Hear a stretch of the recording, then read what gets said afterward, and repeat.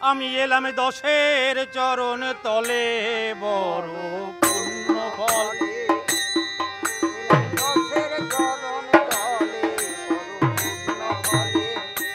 দশে কৃপা করেন যদি, ওগো নেবে আসেন দয়াল বিধি। ওই দশে কৃপা করেন যদি, নেমে আসেন দয়াল বিধি।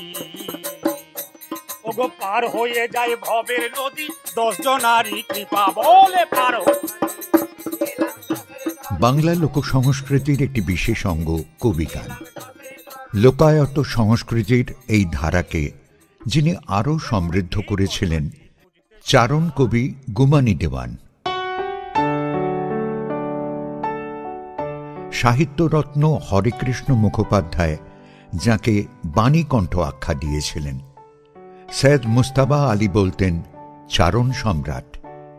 এছাড়া তিনি তারাশঙ্কর বন্দ্যোপাধ্যায়, বিধায়ক ভট্টাচার্য, অন্নদা শঙ্কর রায়, শ্রীকুমার বন্দ্যোপাধ্যায় প্রমুখ বিশিষ্ট গুণীজনদের সান্নিধ্য লাভ করেছিলেন এবং প্রশংসা পেয়েছিলেন।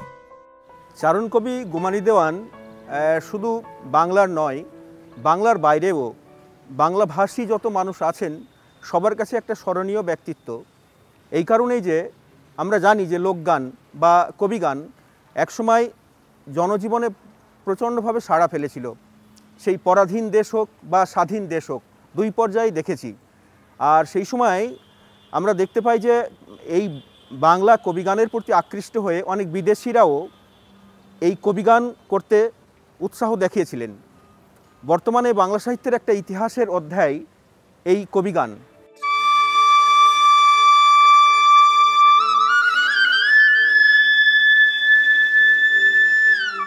(1302 সনের 21শে ফাল্গুন, ইংরেজি 4 মার্চ 1896) কবি গুমানীর জন্ম হয় মুর্শিদাবাদ জেলার জঙ্গিপুর মহকুমার অন্তর্গত ছোট্ট একটি গ্রাম জিনদিঘিতে।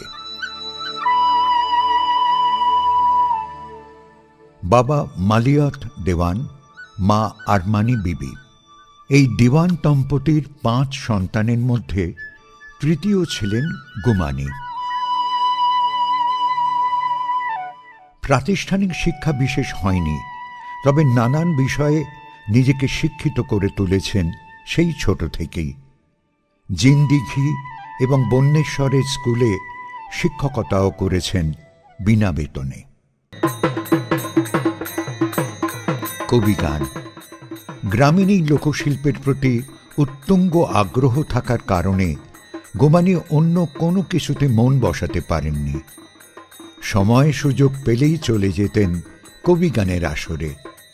সারা রাত কবিগান শুনতেন, সাথে থাকত শুধু 1 ঘটি জল। কবিকে চিনতে কি ভাই সবাই পারে? চিনেছিল কে? আমি ছন্দ দিয়ে বলে যাই দ্বন্দ্বের মাঝেতে। ছোট্ট বয়স শিশু যখন তরুণ বয়স হলো, ছন্দ দিয়ে রাস্তা পথে কথা বলে ভালো। গ্রামের পাশে বন্যেশ্বর গ্রাম, জনার্দন কর্মকার। সন্ধ্যা সকাল কবি গিয়ে সঙ্গী হলো তার।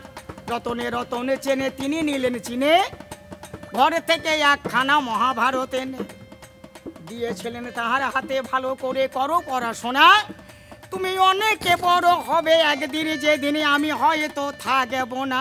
সেটাই তো ঘটেছে। জনার্দন কর্মকারের পরামর্শ মতো তরুণ গুমানী অধ্যয়ন করলেন একে একে অজস্র বইপত্র। অল্পদিনের মধ্যেই বেদ, বাইবেল, কোরআন, পুরাণ সব কণ্ঠস্থ করলেন। আশ্চর্য স্মৃতিশক্তিতে ধারণ করলেন সমাজ, রাষ্ট্র, জীবন দর্শনের জ্ঞান।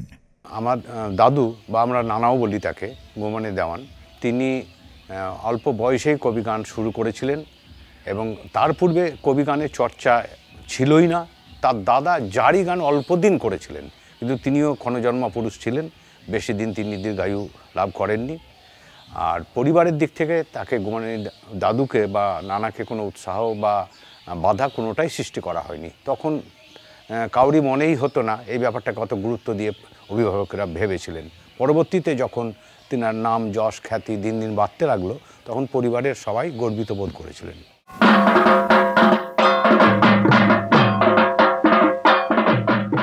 সময়টা ছিল 1321 সনের আশ্বিন মাস, দুর্গাপূজার সময়। কবি হিসেবে আত্মপ্রকাশ করলেন গুমানি দেওয়ান মুর্শিদাবাদের বেলুড়িয়ার জমিদার বাড়িতে। ও বড় পুণ্য ফলে আমি এলাম দশের চরণ তলে, বড় পুণ্য ফলে। ভবানী বন্দনা নয়, তারা বন্দনা নয়, দেবতার কাছে পুষ্পাঞ্জলি নিবেদন নয়, সরাসরি মানব বন্দনার বাণী শোনালেন শ্রোতাদের। শ্রোতারাও শুনে অভিভূত হলেন। গোমানি দেওয়ান যখন এই কবিগান শুরু করেছিলেন, তখন আমাদের দেশ যেমন স্বাধীন হয়নি, সেই স্বাধীনোত্তর পরেও গোমানি দেওয়ানের কবিগানের যে মাধুর্য তৎকালীন মানুষের মুখে যতটা প্রচারিত হয়েছিল এবং জনগণের মধ্যে একটা সাড়া তিনি ফেলতে পেরেছিলেন, সেইটা কিন্তু ভোলার নয়। ভারতবর্ষ তখন অগ্নিগর্ভ, বিদেশির শাসনে শোষণে জর্জরিত দেশ। মানুষ ঘুমিয়েছিল অশিক্ষার দারিদ্রতায়। ঠিক তাদের মধ্যে দেশভক্তিকে জাগানোর জন্য তিনি গিয়েছিলেন আসরে, গাছতলায়, মাঠে, জমির আলে। আমরা শুনতে পাই তার ইতিহাস। তিনি বলেছিলেন, ও একবার জাগো মা, তাই মোরা চাই তোমার চেতনা।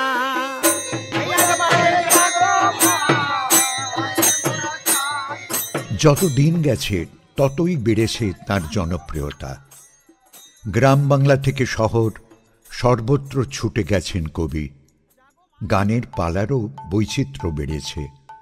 সমাজতত্ত্ব থেকে ইতিহাস, জাতি, ধর্ম, সম্প্রদায়, এমনকি ভারত পাকিস্তানও হয়েছে তার গানের পালার বিষয়। যখন যে পালাতেই গান করেছেন তাতেই হয়েছেন বিজয়ী। কোনো প্রস্তুতি ছাড়াও গান করে গেছেন ঘন্টার পর ঘন্টা। সেসব গান শুনে শ্রোতাদের চোখের ঘুম গেছে উধাও হয়ে। গোমানির পূর্বে কবিগান ছিল চটুল। শহরের মানুষের মনোরঞ্জনের দিকে ঝোঁক ছিল আগের প্রজন্মের কবিয়ালদের। গোমানি কবি গানে নিয়ে আসেন নতুন আঙ্গিক ও প্রতিভার স্পর্শ। দর্শকদের প্রাণ ঢালা উচ্ছ্বাস, হাততালি, সোনার মেডেল, ফুলের মালা, এমনকি ধর্মপুত্র হিসেবে কেউ কেউ নিজের সম্পত্তির অংশও দিয়ে গেছেন তাকে।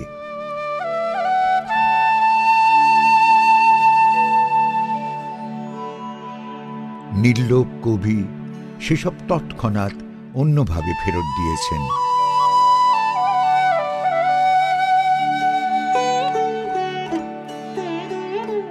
কত মানুষ তাকে কাছে টেনে নিয়েছেন তারই অত্যা নেই।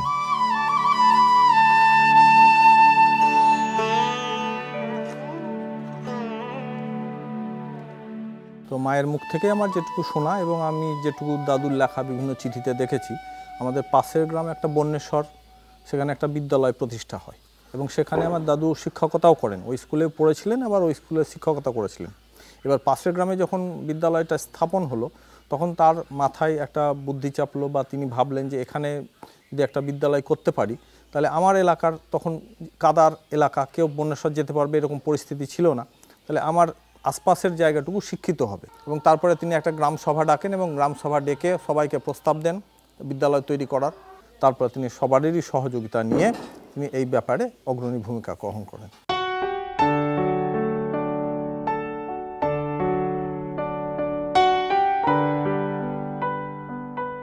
তিনি ঝাড়খণ্ডের এক কবিয়াল শশীভূষণের সঙ্গে তিনি একটা আসরে পড়েছিলেন। তা মহাভারত থেকেই পালাটি দেওয়া হয়েছিল। শশীভূষণ বাবু বলেছিলেন যে মুসলমানের ছেলে, সে আর হিন্দু শাস্ত্রের কি জানবে। কবি কোনো সময় তিনি রেগে যেতেন না, অর্থাৎ রাগলেই সব কিছু কল্পনা শক্তি হারিয়ে যায়। তাই তিনি মিটি মিটি চোখে মুখে মিষ্টি হাসি হেসে গোপে একটা তা দিয়ে আসরের মাঝখানে বলেছিলেন, ও হে পাল্লাদার, হিংসার আগুন জ্বললে বুকে হৃদয় পুরে হবে ছাই।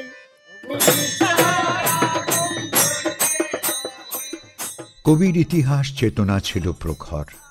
দেশ নয়, আন্তর্জাতিক ইতিহাস, বিশ্বযুদ্ধ, সাম্রাজ্যবাদ, এমনকি ১৩৪৯ সনে বাংলায় দুর্ভিক্ষ পুঙ্খানুপুঙ্খভাবে তুলে এনেছেন তাঁর কবিগানে।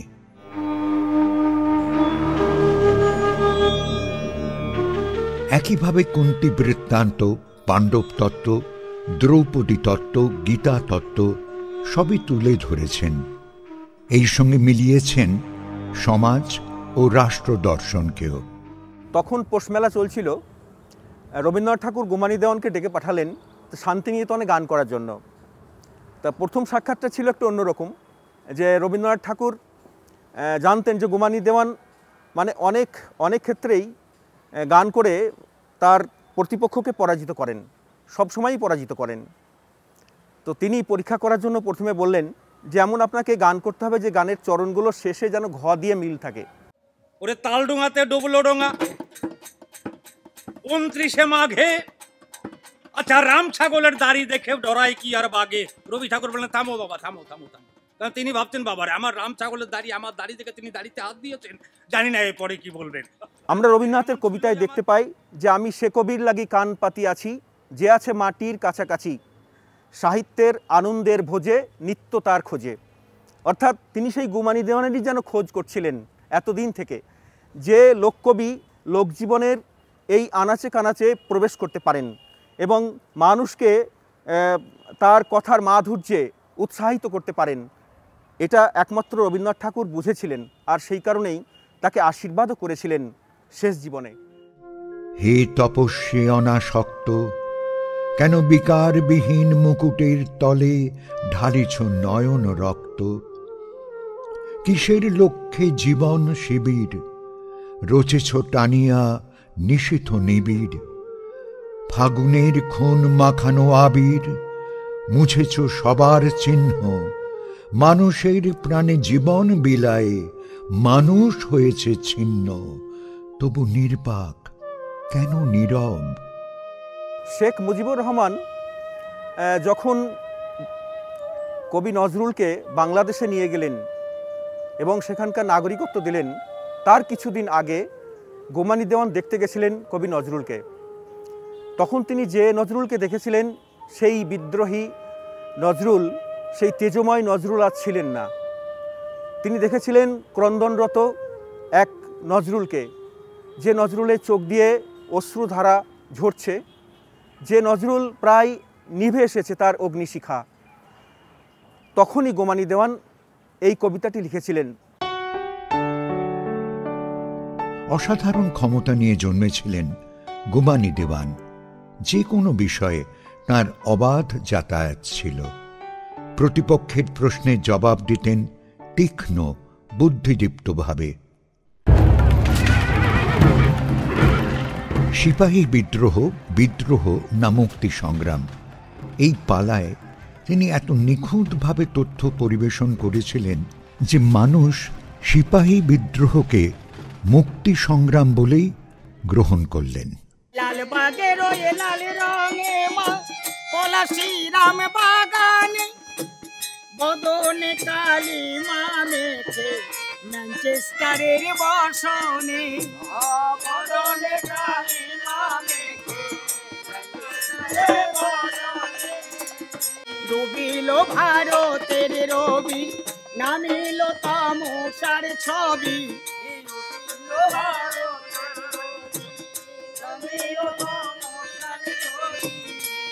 আর কত ঘুমায়ে রবি, ঘুম কি মা তোর ভাঙবে না। 1999 সালে প্রথম মেলা শুরু হয়। মেলাটা তখন গুমানী দেওয়ান মেলা হিসাবেই হয়। পরবর্তী সময়ে এটাকে আরও তৎকালীন সরকার বিষয়টা ভাবনা চিন্তা করে এবং কবিয়ালদের জন্য এটা শুধু গোটা পশ্চিমবঙ্গের মধ্যে এটাকেই একটা কবিয়াল মেলা হিসাবে প্রতিষ্ঠা করার জন্য এটাকে রাজ্য কবিয়াল মেলা নাম দেওয়া হয়। গুমানী দেওয়ানের জন্মদিন উপলক্ষে এটার নামকরণ করা হয় রাজ্য কবিয়াল মেলা।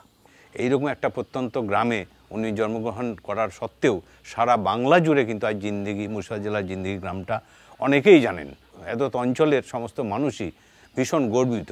তারা দূর দূরান্তে বাইরে কোথাও কাজের সূত্রে গেলেও সেখানেও যদি জিজ্ঞেস করা হয় যে কোথায় তোমাদের বাড়ি, তারা যখনই বলে যে আমাদের বাড়ি জিন্দিগি, তখনই সেই দূরেরও মানুষ বলে ও গুমানী দেওয়ানের সেই গ্রাম। মানে এইভাবে ওনার সুখ্যাতিটা সারা বাংলায় ছড়িয়ে আছে।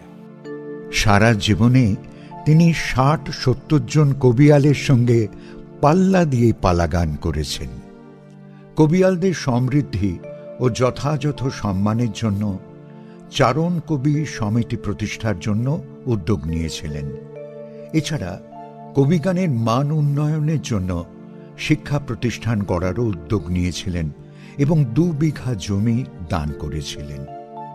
গুমানী দেওয়ানের নাম সবাই জানতো, কিন্তু তিনি তো প্রত্যন্ত গ্রামের ব্যক্তি ছিলেন। আগের সরকার এবং বর্তমান সরকার উভয়ই প্রচার করার চেষ্টা করছে। আমরাও তার স্মৃতিটাকে আরেকটু বেশি করে ধরার চেষ্টা করছি। সাগরদিঘিতে একটা সাহিত্য উৎসব চালু করা হয়েছে, সেখানে গুমানী দেওয়ান সম্মাননা পুরস্কার বর্তমানে প্রদান করা হচ্ছে। ৩ বছর ধরে সেটা চলছে। সরকারিভাবে একটা এখানে যে ভবন তৈরি করা হয়েছে, সেই ভবনের সামনে গুমানী দেওয়ানের একটা আবক্ষ মূর্তি তৈরি করার একটা ভাবনা আছে এবং প্রশাসনকেও সেটা জানিয়েছি। এডিএম জেলা পরিষদ উনি এ ব্যাপারে যথেষ্ট সহযোগিতা করবে সেই আশ্বাসও দিয়েছেন। এখন যদি সরকারিভাবে হয় খুবই ভালো কথা, না হলেও আমরা নিজেরাও ব্যক্তিগতভাবে সেই উদ্যোগ নিয়ে সেটাকে সফল করার আমরা চেষ্টা করব। গুমানী ছিলেন গ্রামের মানুষ, তাই তার গানে গ্রামের মানুষের দুঃখ দুর্দশার কথা উঠে এসেছিল। ১৯৪৫ সালের ৩রা থেকে ৮ই মার্চ ফ্যাসিবাদী বিরোধী লেখক ও শিল্পী সংঘের উদ্যোগে কলকাতার মোহাম্মদ আলী পার্কে যে বিশাল সাংস্কৃতিক সমাবেশ হয়েছিল, সেখানে তিনি কবিগান পরিবেশন করেছিলেন। কলকাতার এই মঞ্চে গুমানী সভাপতি মণ্ডলীর একজন নির্বাচিত সদস্য হিসেবে বলেছিলেন, গ্রাম আজ শহরবাসীর কাছে উপেক্ষিত। রোগে অন্নাভাবে গ্রাম জীবনের মেরুদণ্ড আজ ভাঙিয়া যাইতেছে। গ্রামবাসীর দুঃখ বেদনার কথা শহরবাসীদের আজ জানিতে হইবে। এই সম্মেলন গ্রাম ও শহরের মধ্যে মিলনের সেতু রচনা করুক। শুধু আসরে নয়, শহর থেকে দূরে গ্রামের নিরালা পরিবেশে তিনি লিখেছেন অজস্র মরমী কবিতা। ভুবনের রানী রাজেন্দ্রাণী, বঙ্গরানী জননী আমার, বক্ষে যার অমৃত কুমার, লভে জন্ম যুগে যুগে পদ্মরাগমণি, বিশ্বের অনন্ত অবদানে নিত্য যার পূর্ণ কলেবর, খেলে যেথা দেবতা কিন্নর, সৌন্দর্য ভাণ্ডার চুমি মাতি মধুপানে।